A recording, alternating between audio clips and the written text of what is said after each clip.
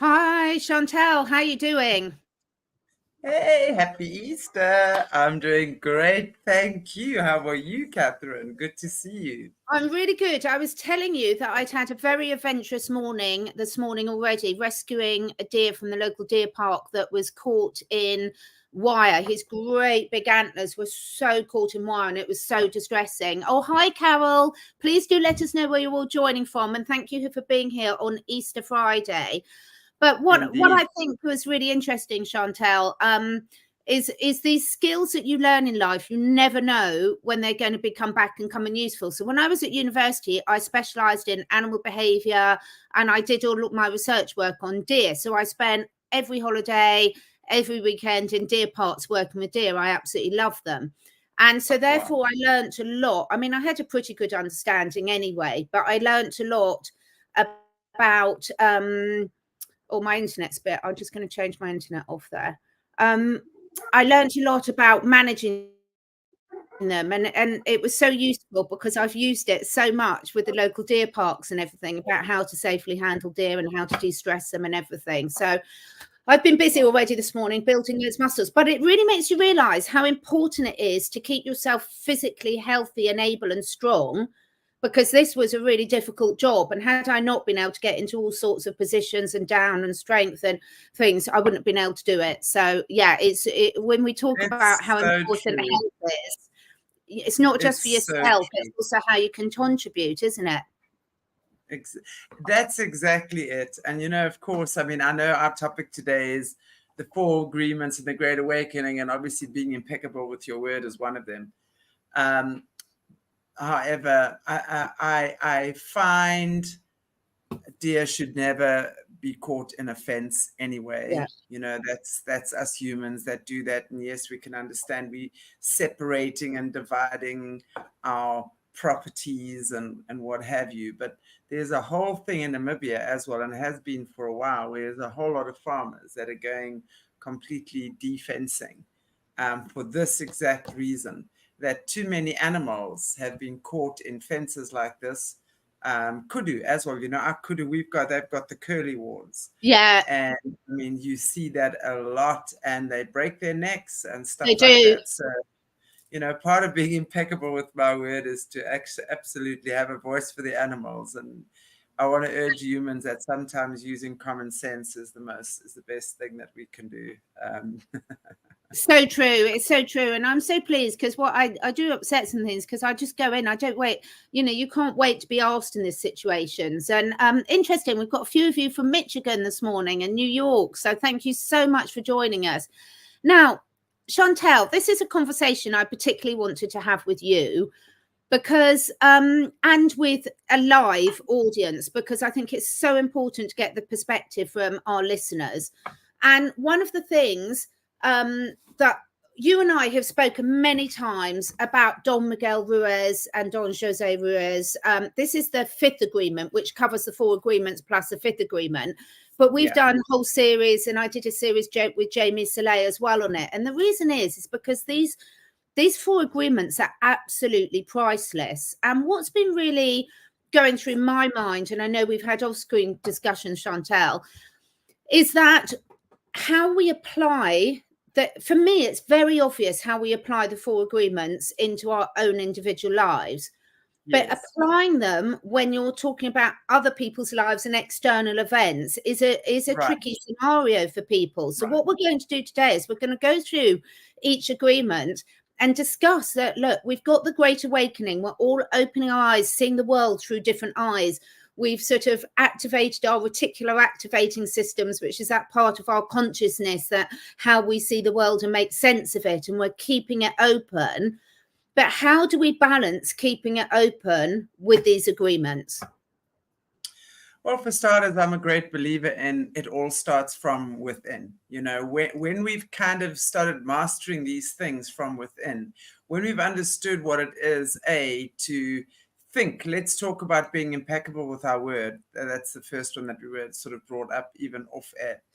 Um, when we start being kinder to ourselves, when we start thinking kinder thoughts, in Eastern terms or Eastern philosophies, Eastern teachings, the term ahimsa, which is nonviolence, is a great one for me, because it starts, violence starts with the seed of thought.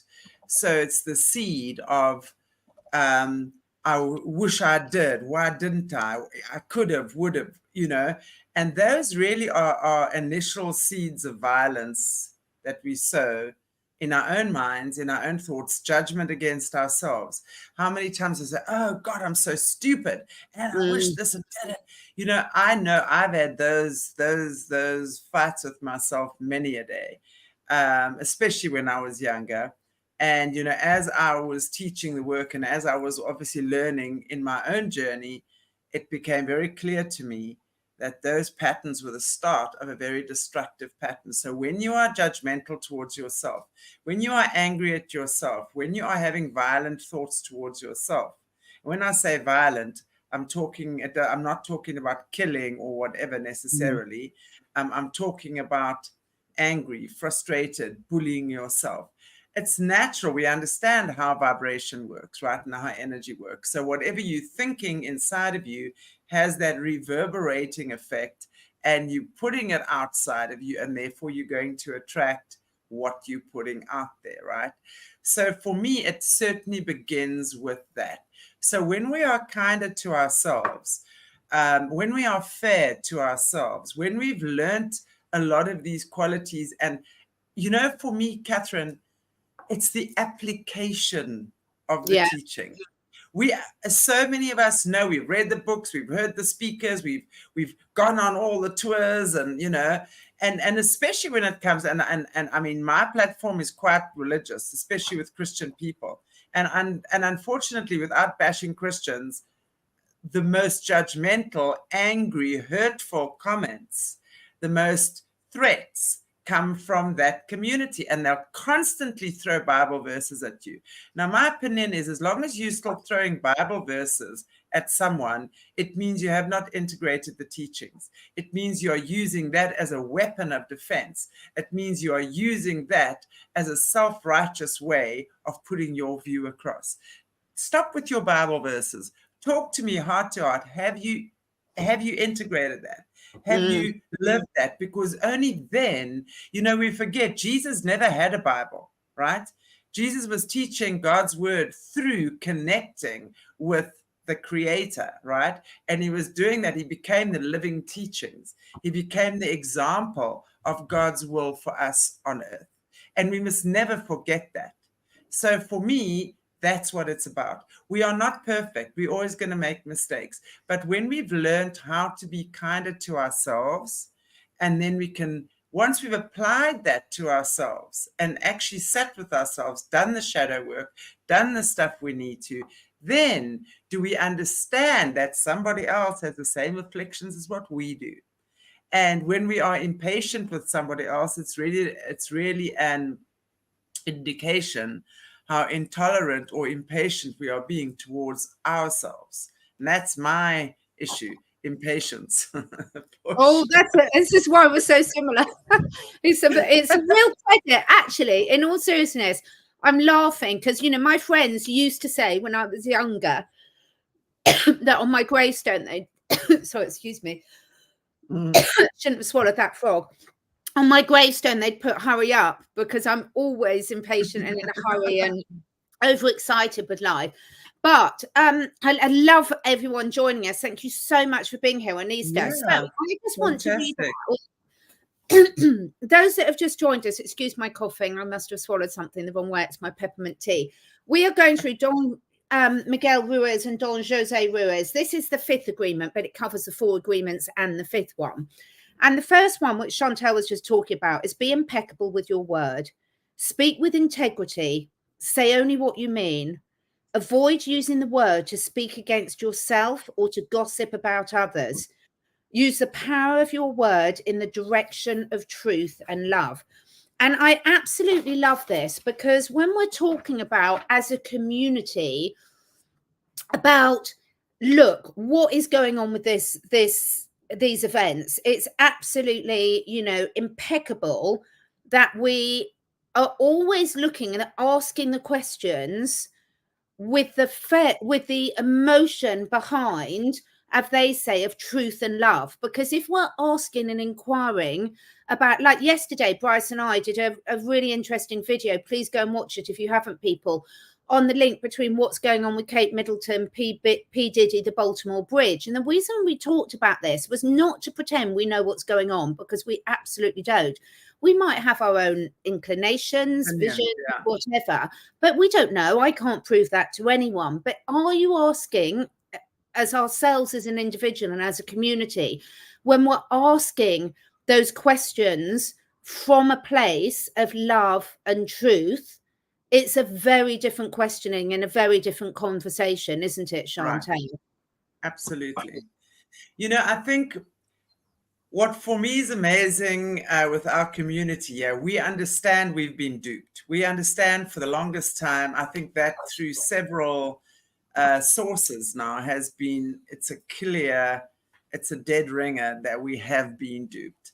Now, what I see a lot with a large part of this community is about now they want to run and be angry and kill the demons and all of this, what, you know? I mean, I always say we don't need to be the Jesus police at all.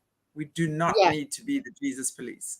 So the minute we decide we've got to be the Jesus police, that's when we evoke that inner violence, and we start projecting our own fears into the world and onto others.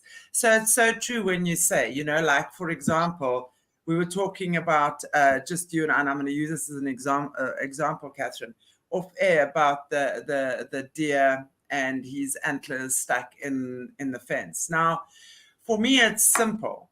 You know, the reason why that happens is because human beings are fenced off a certain area. Now, yes, we've gotten to the stage where pretty much we have to do that in certain situations, right? Mm-hmm. But these animals are not designed for that.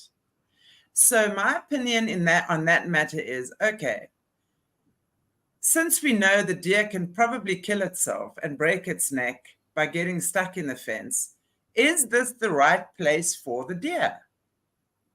Is this really the right place for the deer? Let's ask that question.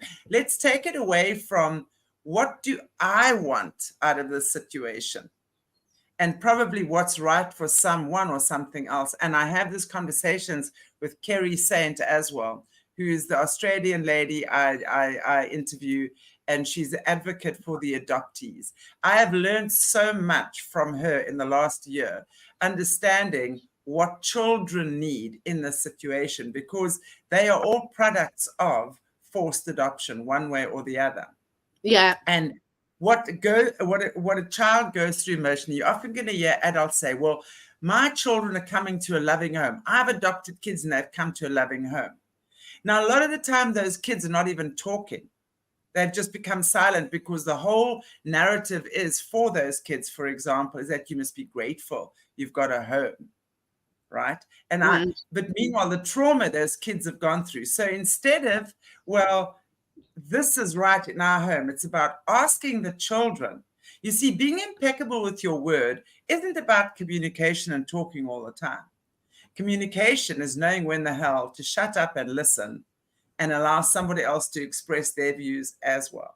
And having a conversation where both of us can have an opportunity to speak and agree to disagree, if that's what we need to do. It doesn't mean you have to be nice.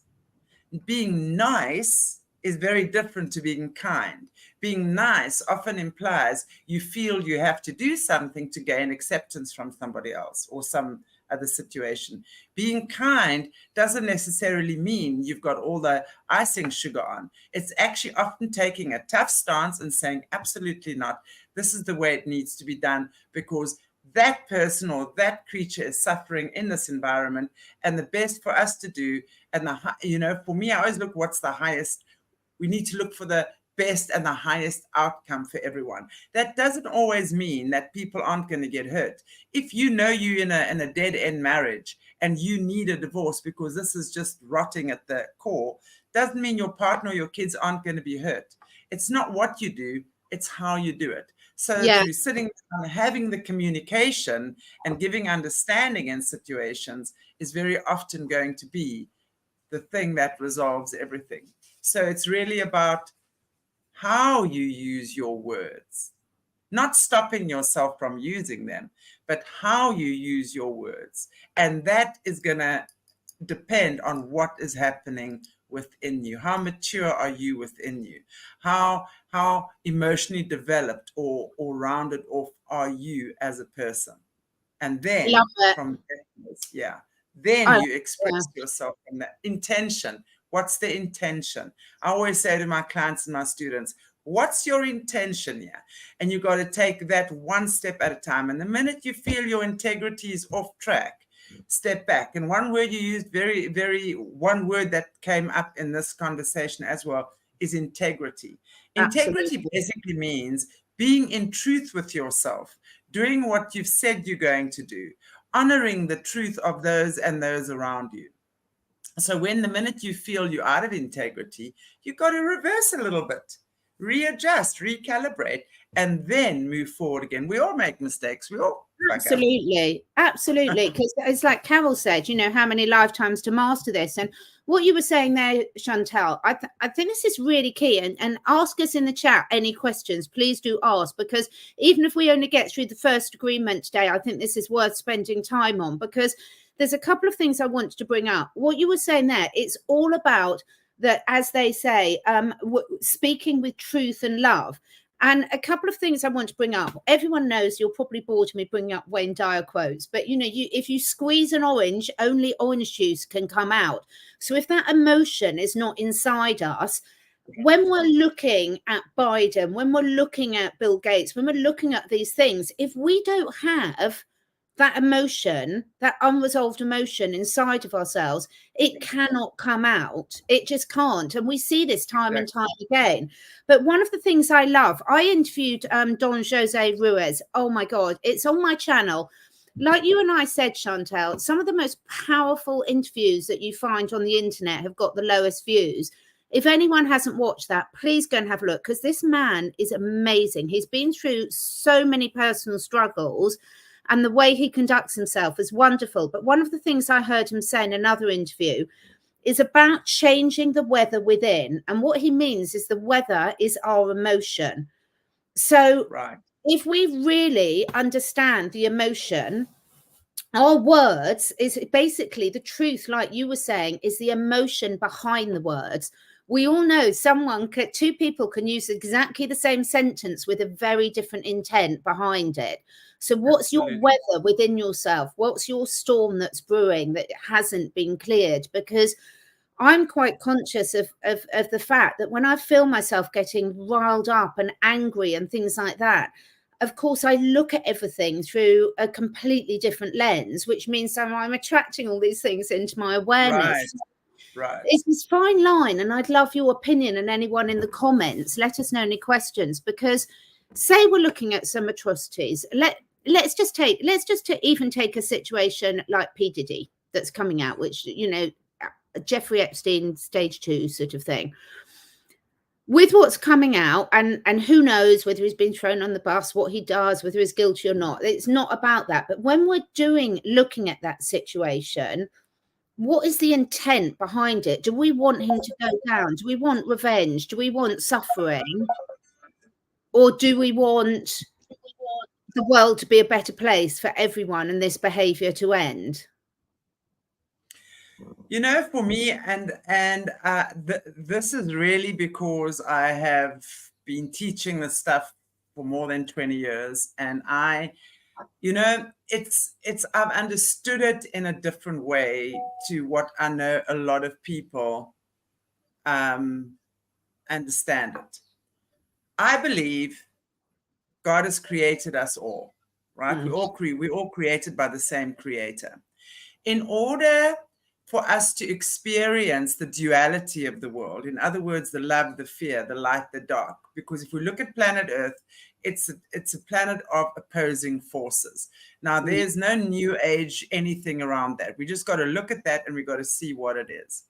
So some of us are going to go over into the opposing force, right? We are given, it's the planet of free will and choice. So for me, I understand that there are going to be those who are in the dark and those who are in the light. And I'm not talking dark and light side of the system, guys. Just let's be clear about that. And we are all, in my opinion, born of the light. What we choose to do with that light, remember, one of the facets of light is also the absence of light. Yeah. Right. So some of us will live this world in the absence of light. And then we go into those experiences. It's not my job to judge what they did. At the end of the day, all of them have their contract with their creator. Now, do I love to see kids being cannibalized? Absolutely not. But I also know there's a much greater force at play than what we are even remotely aware of. And I think like Earth carries our consciousness. So every human being has their consciousness. Earth is the planet on which we live. And every one of us that act or behave or think or feel or whatever it is in a certain way actually expel a certain consciousness which is carried on this planet. So those of us who are judging that, we're just contributing to that negativity. Yes, we're governed by Luciferians right now. There's not even two ways around that. Okay. But in order for that to change, we have to change the way we look at things. Do I like that? No. Am I going to observe it? Yes. Am I going to say, well, yes, I do believe he's in the system. Yes, I believe he's been in the system for a long time. Do I think his behavior is disgusting? Absolutely. Do I think the behavior of the Luciferians towards animals is disgusting? Absolutely. It breaks my heart. I cry many tears about it. But I don't spend time berating them, slagging them, stalking them, telling them how awful they are. They know what they're doing is awful. And, in my opinion as well, from when they were kids, that's all, whatever it was, that's the kind of, in many instances, these people, few of them stood a chance like that after being hauled in by your family, etc., treated in the most abominable way. So I'm not excusing anything, but I see what creates that. Yes. That's what I'm saying. I see what creates that. Do I like it? No. Many times, absolutely no. Definitely not. Am I going to call someone out when I'm saying, oh my God, that's such a bullshit story? That is like reeks of bull. Of course I can see it's a bullshit story. I'm not going to say it's icing, sugar, and cake when it's a bullshit story. That's my truth. But like you were talking about Kate earlier on and what's happening there. Have I got my opinion on that? Absolutely. Do I believe what? Absolutely, I believe what I believe. In terms of what Kate and William and whatever is up to there in the royal palace. Absolutely, I have my opinion on that. But that's where it begins and ends for me. And I'm going to state it in certain instances. But for me, we have our opinions, we have our truth, we have the way that we understand things. But are we stalking them? Are we bad-mouthing them? Are we spending energy throwing crap at them? That, for me, is when you put yourself in the same bracket. You might think you're being all justified and, for all of that and doing the things and this holier than thou attitude because of whatever it is, rubbish. Step back. If you're a Christian, pray for them. If you're spiritual, observe and send the situation light. And, I'm forever praying. I'm always in prayer. And I will always ask God to show me the truth. You know what's amazing? And I have to show you something. I wonder where it is. Oh, there it is. A couple of days ago, I went, as you know, I go to my beach, on my beach walk most mornings when weather permits. Mostly, even if it doesn't permit, I'll still go and swim in the cold ocean. And I was feeling like crap, man. I was so feeling like crap. Am I worth it? What am I doing here? Am what I'm doing making a difference? I just woke up with my heart feeling like lead in my chest. And I was angry at that one because of something that happened a year ago. And I was annoyed with that one. I'm going to call that. And I went in and I had my swim in the ocean. And immediately, that's a game changer for me. So I came out. And then I was immediately in like a walking meditation, a walking prayer. And I said, God, just show me what I need to see. And right in front of me on the path I was walking, lying next to each other. Wow. 2 little heart-shaped pebbles. Can you believe it? Wow. Right on my path, and I hope you can all see it. 2 lying about exactly like that, about 1 inch apart from each other. And I went, wow. I just stopped and I picked it up and I just said to God, just give me a God wink of sorts. I just need some kind of a, and there the ocean brought me 2 heart-shaped pebbles. And if that doesn't tell you something, you know, and immediately my mood changed. Immediately my mood changed. Immediately I understood things differently. Immediately my consciousness was then opened and just information and ideas started streaming through. When we allow ourselves, we all human beings, we're all going to get fed up. We're all going to lose hope sometimes, and especially in these crazy times. But when you allow yourself the opportunity to just be with your creator, whatever that is for you. Yeah. All around, exactly. The signs are all around. And that for me was exactly what I needed. And that was the game changer for me. But to get up in the morning and to absolutely just decide to do something, especially when you're feeling bad, instead of going off on that tangent and now fighting with everyone as I was thinking I was going to do when I got back, you know, you then rather just hand it over to a higher power, and that's what you get back. I love That's it. for me. Yeah. I just, you know, been so deep in contemplation about this. We've had so many conversations about this over the last few years. And thank you so much for everyone being here in the chat. I'm loving all your comments. Such great insight. Any questions, let us know. But what I keep coming back to, so it's all very well. You said it perfectly. It's the application of these things. There's no point knowing it if we're not applying it to ourselves, and it has to be to ourselves. So are we looking at every situation with anger, with judgments? When we are looking at how can we change that within ourselves, and then when we do, we will open up different opportunities, different solutions, different perspectives. Because, you know, quite honestly, as humanity, we're probably still in this mess as we are, because there's so much judgment and anger being thrown around all the time. You've only got to see it. And I mean, look at social media comments. I mean, unbelievable. You know, looking at how you're writing something, what is your intention behind it? What's your energy? Is it written with a genuine need to understand and want to know more? Is it accusations? Is it judgmental? So let's go on to the second one, shall we, everyone? The second of the 4 agreements by Don Miguel Ruiz is don't take anything personally. Who's laughing at this one with us? Nothing others do is because of you. What others say and do is a projection of their own reality, their own dream. When you are immune to the opinions and actions of others, you won't be the victim of needless suffering. And I have to say, my cats have mastered this fantastically. Oh, totally, yeah. Well, I can tell you my grumpy mood and my bruised heart was because I was taking things personally. And that was exactly what I understood. I understood that you know, there were a couple of situations that people were saying things, doing things, and I was taking it way too personally. And that's why I were completely upset. And that's what, if I didn't check myself, I would have then gone off on a very different tangent and created, I don't know how much havoc in my life and those around me as well.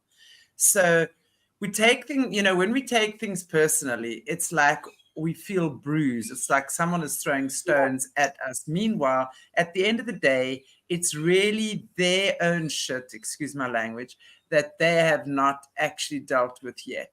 And when we can see it like that, we can, and you know, when we can see, and that goes back to what I was saying earlier, when we can see everybody's got their issues, everybody's got their stuff that they've got to deal with. And when we can realize that, and when we've understood that about ourselves, we are then a lot more forgiving and a lot more understanding when somebody else also has the same issues. So instead of stoking the fire, it's easy then to sit down and say, hey, hang on, but I think you're probably having a bad moment right now. Let's just chat about this. I'll call you in 10 minutes, take a breath, and let's see where we can go with this. It's up to you. You know, there's always a story there. In every story, somebody needs a hero. It may as well be you, you know, even if it is just diffusing a very negative situation.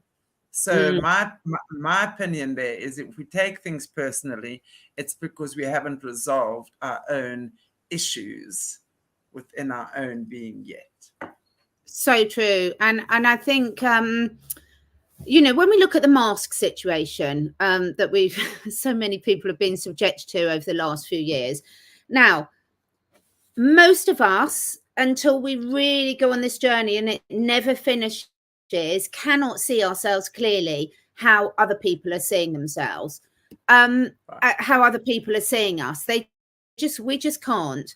So I think understanding that when we take that mask off ourselves and allow others to take it off, you know, when we are looking, even if you've known someone for your whole life, how often are we seeing them from how they were 10 years ago rather than how they're showing up and presenting themselves right here, right now? And it's a skill to really develop that. And when you see people doing that and really treating people like that, it's beautiful to see. It's really beautiful to see. But in my experience, it's very rare to see. And I think not taking anything personally, it's so important. You know, we've seen so much victimhood over the last few years of saying it's not our fault. We've been brainwashed. We've been taught this. We've been taught that. And I think this really feeds into this not taking anything personally really powerfully, because you can't be in that victimhood if you understand that everyone is seeing their world through their own different lens. And we might just assume, and it might be true, it might not be true, that there's nefarious reasons for everything. But we also know some people have disastrous outcomes with that very good intentions behind them. Yes. So how does it help us to keep blaming others? How does it help us to keep saying it's not my fault, it's them, I'm like this because of them? It doesn't serve anyone to do that. And it's not about putting these emotions under the cover. It's not about understanding that you're feeling them. You know, I'll go back to what Don Jose Rose said in an interview: change the weather within, change your own emotion within. And when we do wake up, we cannot go back to sleep. So it's the truth behind the words. It's like, you know, when we understand, just like Castle Dude said, nasty, negative individuals are highly insecure. When we understand why they're behaving like that, we don't take it personally. It doesn't mean we don't put up good boundaries. It doesn't mean that we condone bad behavior. But when we're then understanding and looking at them with truth and love in our hearts, we're not going to react and feed the fire to that behavior and insecurities even more. Absolutely. It's so true what you're saying there. You know, when we're okay in ourselves, we can see these things. When we've understood and applied these principles that the 4 agreements and the 5 agreements really is about, then we become a very different person to deal with.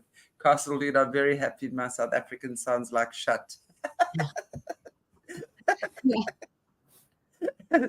Yeah. So it's really about when we've applied it to ourselves, we're okay. Then we see these things. It's like the veils start lifting over our eyes. And then we don't get caught up in half as much crap as what we used to. So that's for me.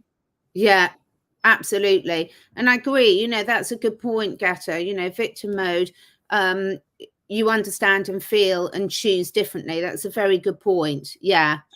You know, it's not about shaming ourselves. It's the opposite of shaming ourselves. It's just about recognizing it and course correcting. And how many people I see it, I'm not going to say the scenario because if the person watches it, it'll be obvious who I'm talking about. But so many people find it impossible to say sorry. And so many people find it impossible to say thank you. Exactly. And isn't that sad? Isn't that really, really sad? Where does that say? What does that say about what's going on in their life? And imagine if we really did look at people with that love and with that non-judgment, which is incredibly difficult. I mean, I can be incredibly judgmental. I'm learning. This is the beauty of getting older, isn't it? It's so great getting older, because you can look back and laugh at your younger self and sort of say, oh yes, I can see why they said and you've said that. I was about to say, laugh at yourself.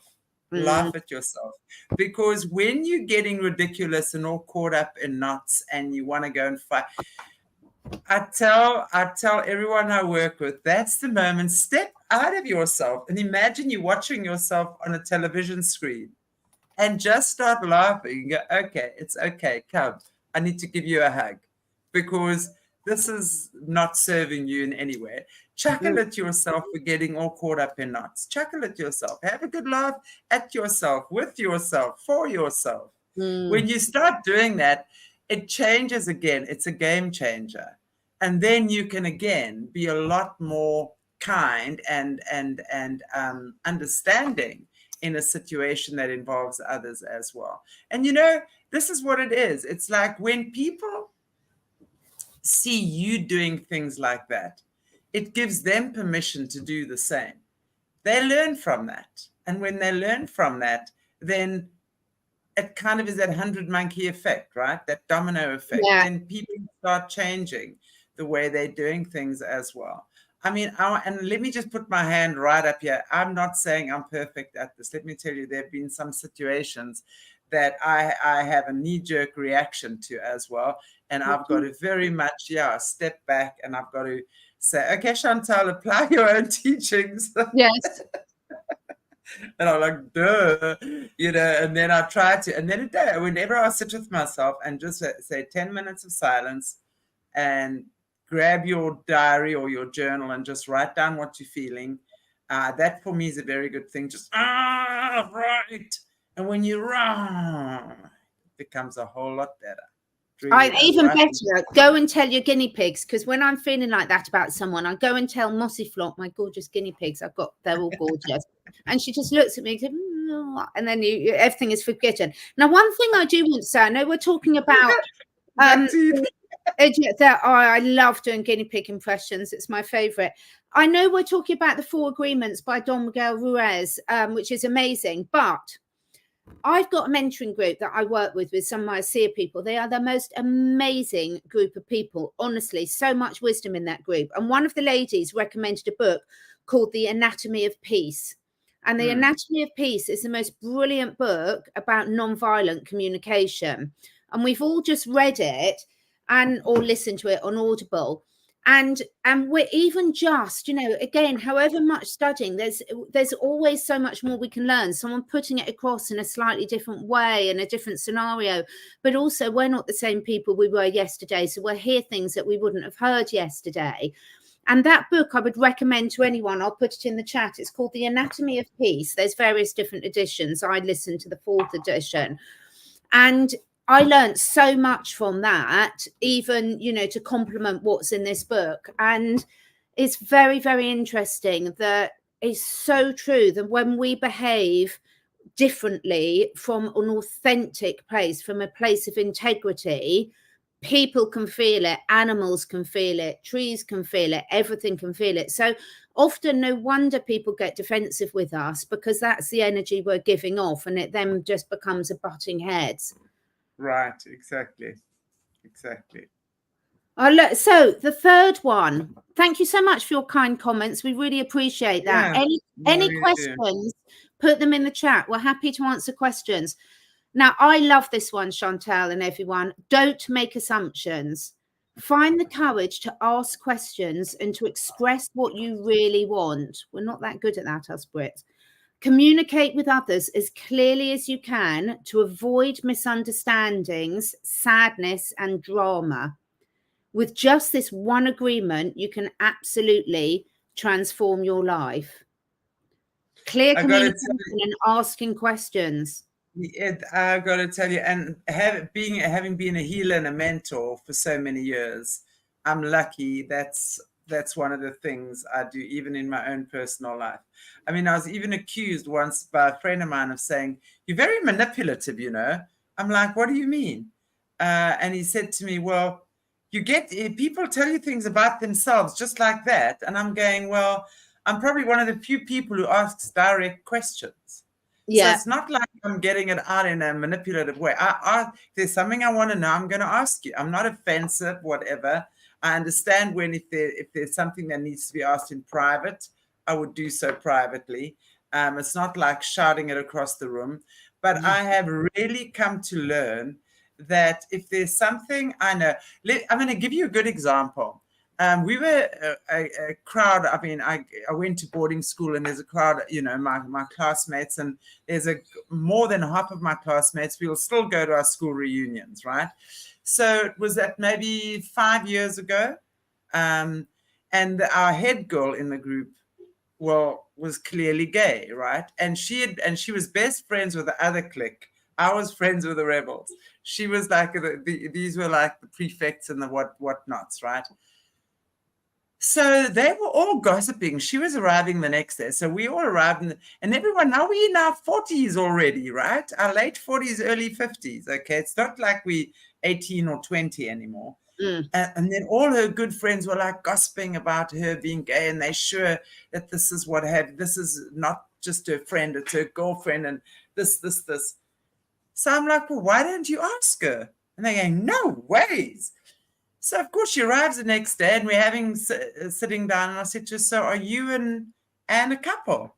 She goes, yeah, we've been together for more than 10 years. I said, well, that's fantastic. They couldn't believe I'd asked her if they were a couple, because they thought, but again, that's their projection that being gay is bad. Yeah. Right. It's not my projection or my feeling at all. People must be who they want to be and love who they want to love. So for me, it was just, let's get this out in the open and let's just be okay with it. And since then, everyone's like fantastic. And I know, everyone is talking, and, you know, like, it's way out there that they're a couple. They still are, you know. And it's just very interesting for me that these are the things. I mean, don't assume things. Don't sit and gossip, because that, again, being impeccable with your word, you know. I mean, this is your best friend from school. Why are you gossiping about her love life, right? So be impeccable with your word. Ask the questions if you don't know. If you don't like it, move on. You don't have to sit there. It's not for everyone. If you don't like it, move on. And don't assume things. You know, don't assume that they're friends or not, whatever. For all you know, they might well have been friends. And just because two women are living together in a home doesn't mean they're a couple either. Ask the question, don't assume, you know. So it's stuff like that I think is so important. If you have a question around stuff, then ask the question. It's that simple. And it's not what you say, but how you say it. Exactly. What's the intent behind the question? Do you genuinely want to learn and find out more, or do you want to catch someone out and make them feel uncomfortable? And we can all feel this intent. You know, animals obviously know the intent at all. Again, we all know if you're dealing with an animal, it's not the words you say. If you're saying, you know, come here, Lola, she's picking up my energy. I could call her without using any words at all. It's the intent behind the words, and we can all feel it. So we can feel it, you know, so clearly when someone's asking us something to dig to get some dirt on you or to get some dirt on someone else. But again, if we look at the global situation, because we're bringing this into the Great Awakening, I honestly want to ask everyone's opinion in the chat, and your opinion, Chantelle. Okay, with this realization of where we're all at, with the way we talk and deal and ask and discuss the so-called ones who have put themselves in leadership positions, possibly because we also think they're puppets and everything like this, how often do we give any of these people or other people in our lives a chance to change their behavior and change in a different way? Exactly. I mean, that's a very interesting question. Is like, do we allow people, you know, so I was listening to a podcast sometime this week, and someone was saying, well, he doesn't believe people change. They might change their belief. And I don't agree with that. I have seen, you know, in my journey, we're working with people, I have seen plenty of people change. And yes, it might start with changing their belief system. And once your belief system around something has changed, maybe you then become a whole lot more non-judgmental. So not just on that topic, but on a whole lot of, so that now makes you a non-judgmental person, whereas before you might have been very judgmental. But it might take a change in belief for you to get to that point. I've seen miracles happen in people. I've got to tell you that. I've seen suddenly people, I always say the best moment for me working with people is when I see the light in their eyes go on and they go, oh my gosh. And I go, yeah. Oh yes. Oh yes. So that for me is something. I think the more people grow, we are here to grow and expand our consciousness and learn more about ourselves. As we learn more about ourselves and heal our own inner wounds and get rid of our own roadblocks and understand our own blind spots, we are then a lot more loving and a lot more accepting of somebody else's as well.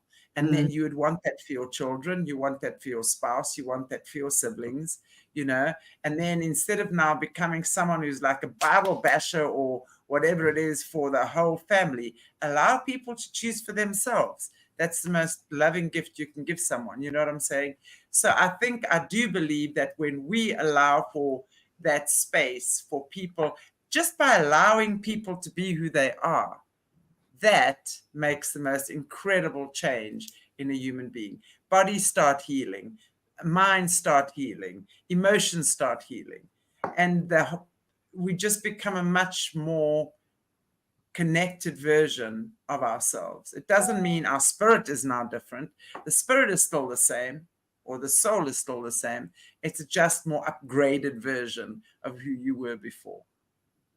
Yeah, I so agree. And, one example I find a lot in my daily life. So I've got 2 adopted dogs at the moment, and one of them is very protective of her space. She meets other dogs, she wants to meet them on, get to know them properly, not have something launch themselves on them. And it's amazing to see the difference in the energy of her and me. If I meet someone out on the walk and they say, is your dog nasty? That's a very different question. Or is your dog aggressive? It's a very different question to say, does your dog need space? It's the same scenario, but it's completely different energy behind it. And she responds differently. I respond differently because I tell you what, talk about not taking anything personally. Criticize one of my animals, you're going to see all my unresolved trauma come out very quickly. Very quickly. And I recognize that, and then I can see my, reactions and how that affects her.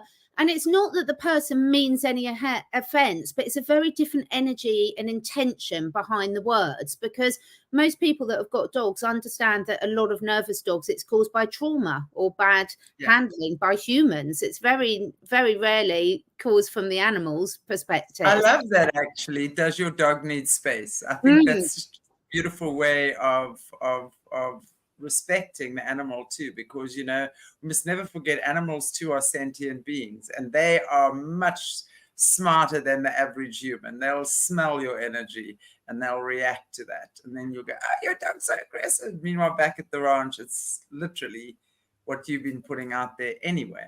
But that's amazing. That's amazing. I got her a little reflective yellow jacket that she wears, and it's fantastic because I was coming across this issue quite a lot.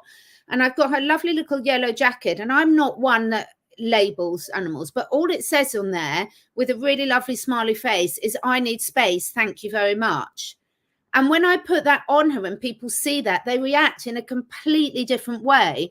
Whilst most of the normal ones are, I'm nervous, please don't come near, which actually gives quite a fear vibration.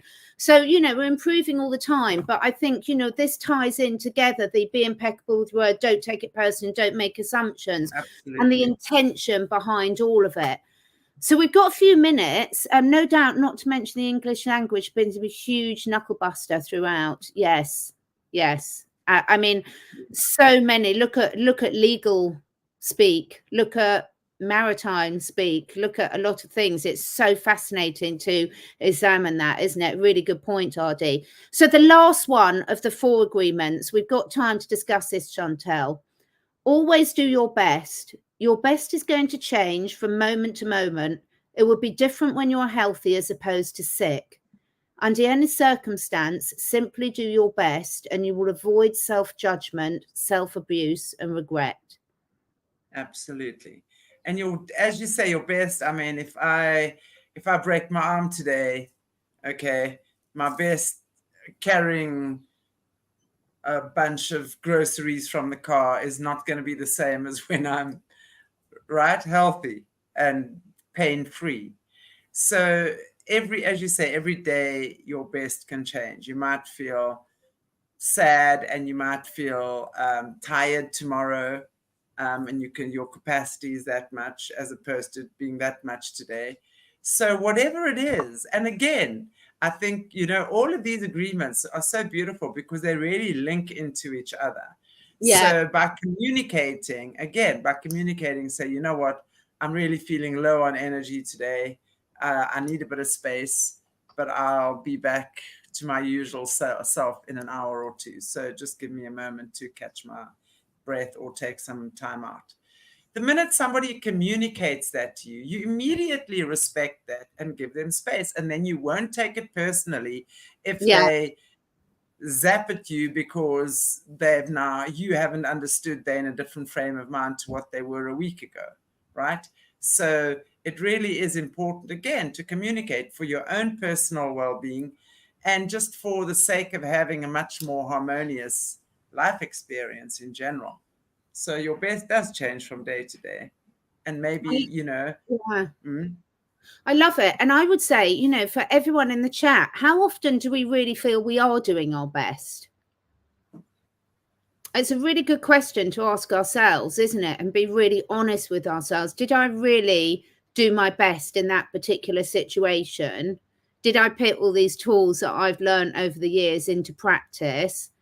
Did I do the best for myself? I've been terrible recently at working much too late at night and then going through and answering all my emails much too late at night. And it has a disastrous effect on my sleep, which then means that I'm not feeling great when I get up the next morning. So I'm not doing the best for myself for that, because I know I've got the knowledge to know it doesn't suit me, but not the willpower to do something about it. But I will tonight, because I've brought it up again and now I'm going to hold myself accountable. But it's very important, isn't it? How much do we do our best in all these situations? How much with everything that we don't like in the world that's going on? How much are we actually doing something differently to change it? Right. Exactly. And I think that's so important. And again, recognizing that. And as you say, for me, it's the last thing that's good for me is opening up my emails first thing in the morning or my messages or stuff like that. So I've learned that is not the best for me at all. I will first take my time, my pottering around, my morning routine, my quiet time. That for me is certainly, I've realized over the last decade or two how important that is. Getting up in the morning, doing my oil pulling, using my neti pot, making my smoothie, taking my lemon water, doing my whatever it is, and doing my exercise, my yoga, or going to the beach, or whatever it is. So for me, I've learned that is, and some days I'm going to feel more energized than others. So I do a more gentle practice, or I can really feel like I can amp it up.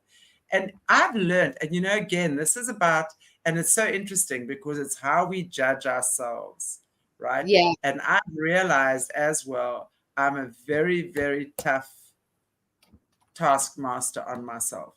And I would say, well, I should have done this and I should have done that, and why? And I've learned, and I'm still learning, that I don't have to do everything today because there's just not enough hours to do everything. So let's rather take it in bite-sized chunks. You've got an hour there, you can complete that. Yeah. And half an hour there, go and sit in the sun. You need your sun too, just because you have a morning doesn't mean you have to get up and rush to the office first thing. You've got the beach out there. You need that as well. That's part of who, so it's, for me, it wasn't all, and I mean, being someone who's been single for a long time, I've been a single mother. I wasn't supported by the father.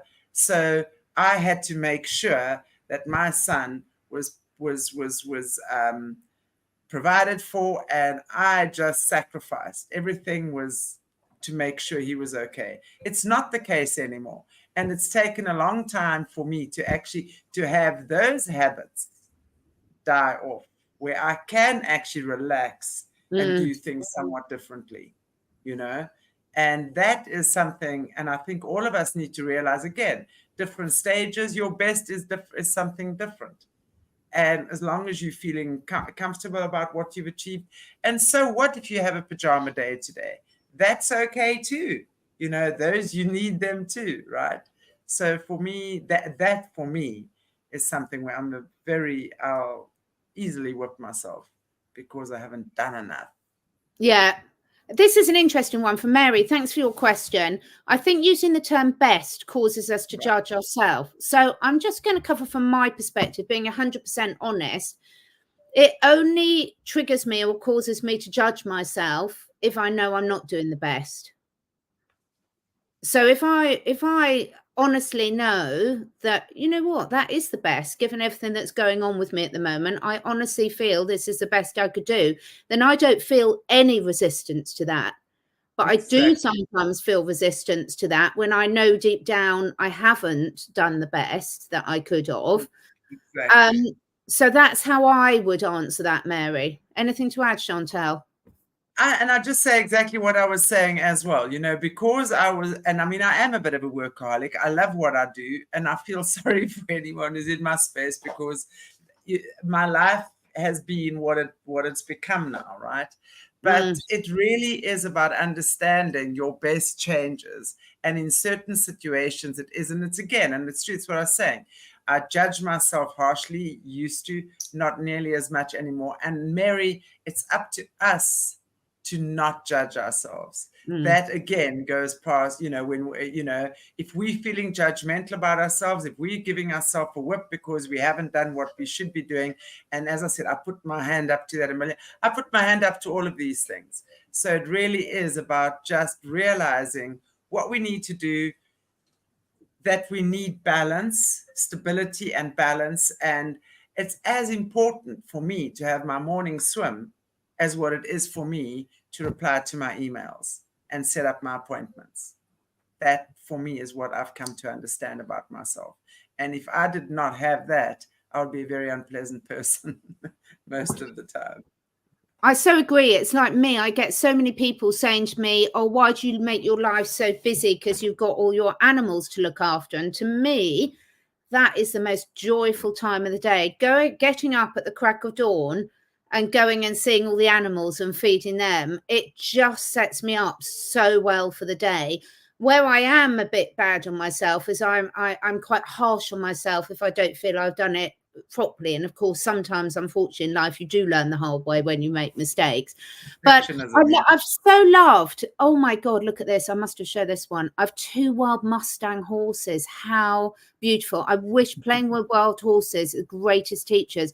I am so with you on that. And I know Chantelle is. That is absolutely beautiful, Eagle Hawk. And it's just so amazing to do. I love what you said. I love what Matriazana said, and Ardi about, this is the time. We are all getting together. We are really getting together back in a community. We've been talking a lot about communities, and I really feel it coming together. I feel this, everyone who's joined us today on Easter Friday, we appreciate you so much. Yeah, we do. Thank you. These conversations for Chantelle and I, so it leaves you feeling so uplifted, doesn't it, Chantelle, when we go through and allow us the space. Totally. Absolutely. I love that. And thank you for today, Catherine. I love this. Also, we've spoken about the 4 agreements before, but this is really in the Great Awakening, and especially, I think, being impeccable with your word, but we realize how all of them link to each other. We can't have one without the other. There is no separation there. One just flows into the other, and it becomes this beautiful divine matrix kind of thing, right? Where it just flows. I love it. We've run out of time now. We appreciate everyone joining us. We want you to get out and enjoy your day, evening, wherever you are. In the 5th agreement, there's one last one, which is be skeptical and learn to listen, which I think is so relevant to the Great Awakening, what's going on. Can you let Chantelle and I know whether you'd like us to discuss that over the next couple of weeks on one of our channels? Because next week we will be back on Solutions with Aquarius Rising Africa. Yeah. So all Chantelle's links, I think you all know Chantelle, but if not, all the links are in the description below this video. So anyone watching this now or joining us now or watching on the replay, let us know if you would find that a useful discussion. The Fifth Agreement by Don Miguel Ruiz and John Jose Ruiz. Be skeptical and learn to listen, and how that relates to the Great Awakening. Let us know and we can decide whether to cover that next week for you. I think that'll be fantastic. I'd love to cover it anyway. I would. I'd find it useful. I give a hands up to that. Yeah, lovely. Thank you so much. Have a really brilliant Easter weekend. Go find those Easter bunnies, kiss those Easter chicks. Have fun, enjoy yourself, ponder on life, and let us know your thoughts. Yeah. Thanks so much, Chantelle. Thank you so much, everyone, for joining us. Bye. Bye.